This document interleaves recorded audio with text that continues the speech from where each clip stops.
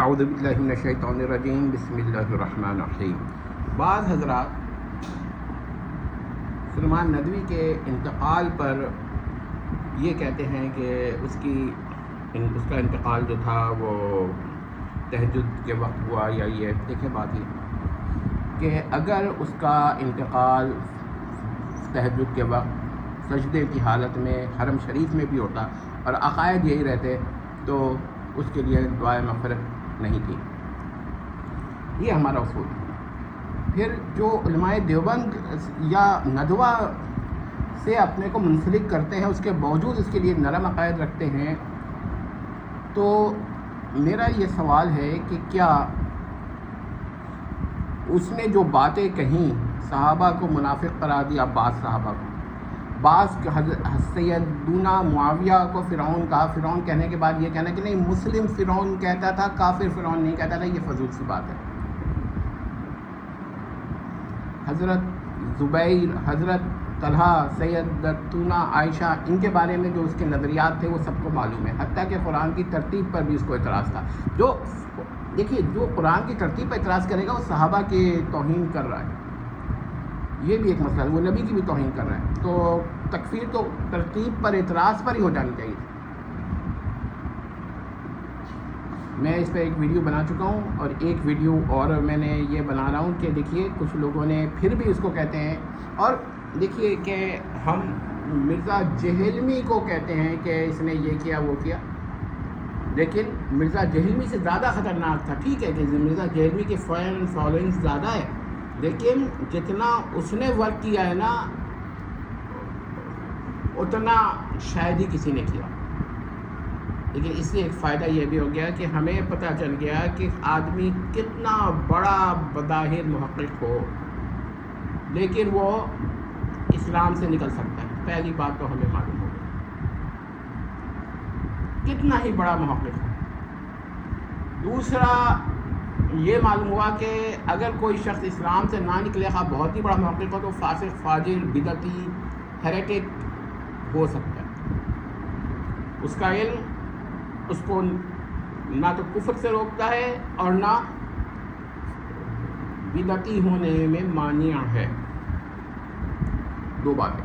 تیسری بات یہ جو ہمیں معلوم ہوتی ہے کہ ان لوگوں نے تمام تر کوششیں کر لیں، اتنے بڑے بڑے نام ہیں ان کے کہ اتنا بڑا عالم تھا اور یہ تھا اور وہ تھا۔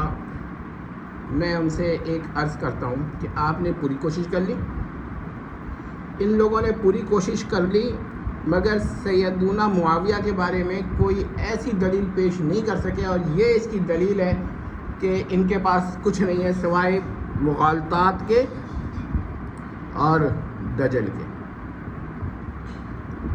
تو ایک پوائنٹ تو یہ بھی دیکھ لیجیے اس بات کے۔ چوتھی بات یہ ہے کہ قرآن و حدیث کی جو سابقہ خدمات ہیں ان کی بنیاد پر فیصلہ نہیں ہوتا، فیصلہ ہوتا ہے خاتمہ بالخیر پر۔ پھر بھی اگر کوئی یہ ٹیکنیکل مسئلہ اٹھاتا ہے کہ صحابہ کی تکفیر سے انسان کافر نہیں ہوتا، لہذا اس کی کسی نہ کسی درجے میں اس کی وہ جائز ہے، کیا کہتے ہیں، دعائے مغفرت، تو پھر تو یزید کے لیے بھی کرے۔ پھر وہ میں حیرت ہے کہ یہ لوگ اس حد تک چلے گئے۔ اصل میں بات کیا ہے کہ علماء دیوبند میں جب سے بالخصوص عقائد کے بجائے فقہ پر زور زیادہ دیا جا رہا ہے، تو فقہ پر تو وہ دفاع کرتے ہیں، اگر حنفیت پر اعتراض ہو جائے تو بہت سخت رد عمل کرتے ہیں، لیکن عقائد میں وہ نرم ہو جاتے ہیں ایسے ایسے اشخاص کے لیے۔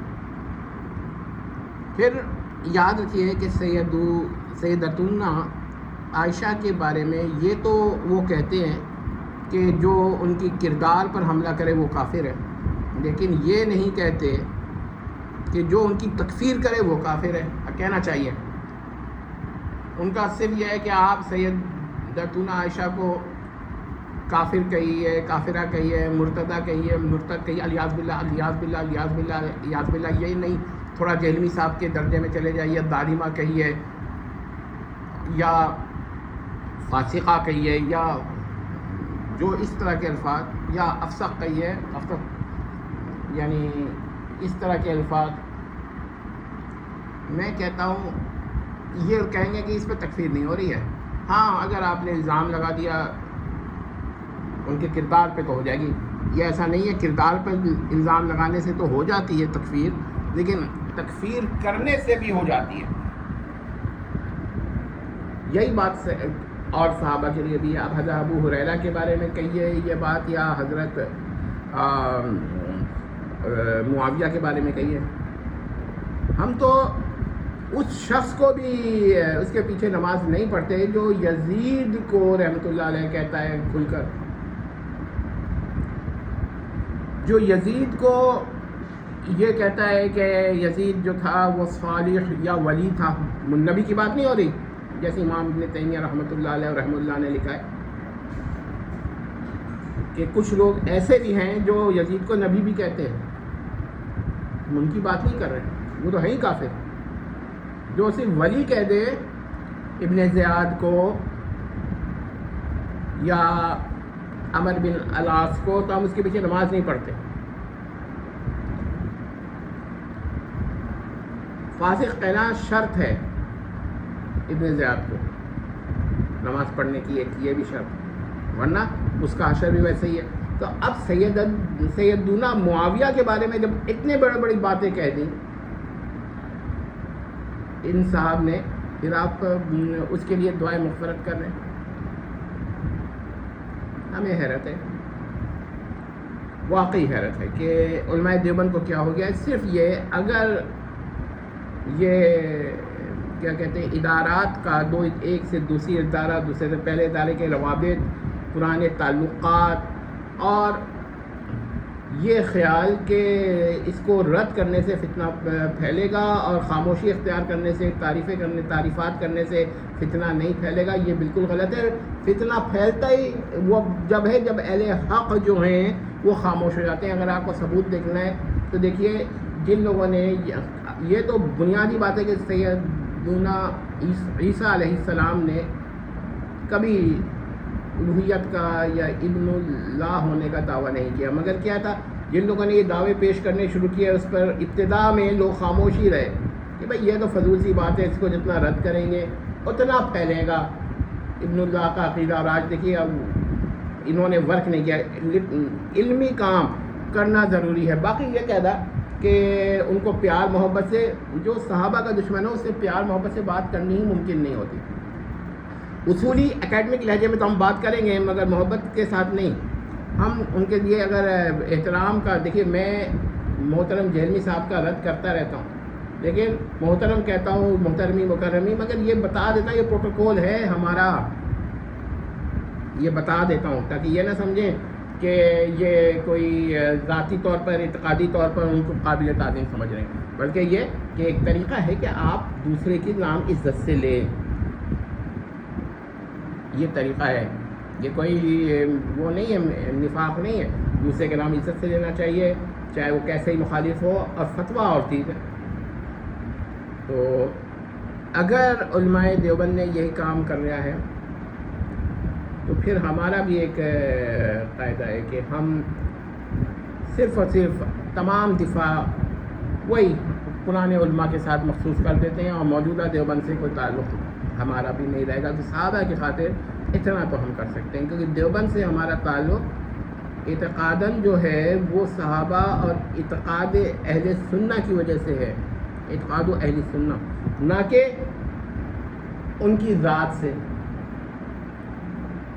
لہذا ہم صحابہ کی وجہ سے بڑے بڑے لوگوں سے اختلاف کر سکتے ہیں. باقی یہ کہنا کہ ان کا باقی یہ کہنا کہ ان کا انتقال سجدے میں ہوا یا وہ نیک آدمی تھے, نمازی تھے, اس سے کوئی بحث نہیں ہے.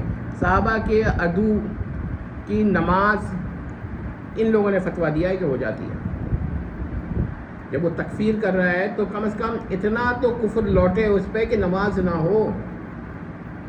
اور یہی نہیں کہ صرف تکفیر کر رہے, تحریرات بھی کی ہیں, اور اس کو تو صحابہ کی بات ہے, مگر جو قرآن کی ترتیب پر اعتراض کیا ہے اس پر کیا کریے گا. جس چیز پر اجماع ہے, جو ضروریات دین سے اب قرار پاتی ہے, اب کسی سے بھی پوچھیے قرآن کے ایک ایک آیت جو ہے جس جگہ لکھی ہوئی ہے، اور اسی بنیاد پر وحید زمان صاحب کے بارے میں جو انہوں نے لکھ دیا کہ یہ آیت یہاں نہیں تھی، تو اس پر بھی ہم نے وہی کہا کہ بھائی جو قرآن کی ترتیب کا منکر ہے وہ مسلمان نہیں ہو سکتا، چاہے وہ وحید زمان ہو چاہے کوئی ہو قرآن، یا پھر آپ یہ ثابت کریے کہ وہ قرآن کی ترتیب کے قائل تھے اور یہ عبارت جو ہے انہوں نے نہیں لکھی ہے اور کسی نے جھوٹ منسوخ کر دی، تو یہ نہیں ہو سکتا۔ امید کرتے ہیں اچھا ڈسکرپشن دیکھ لیجیے گا، کچھ باتیں اس میں بھی آپ کو مل جائیں گی جو علمی ہیں۔ والسلام۔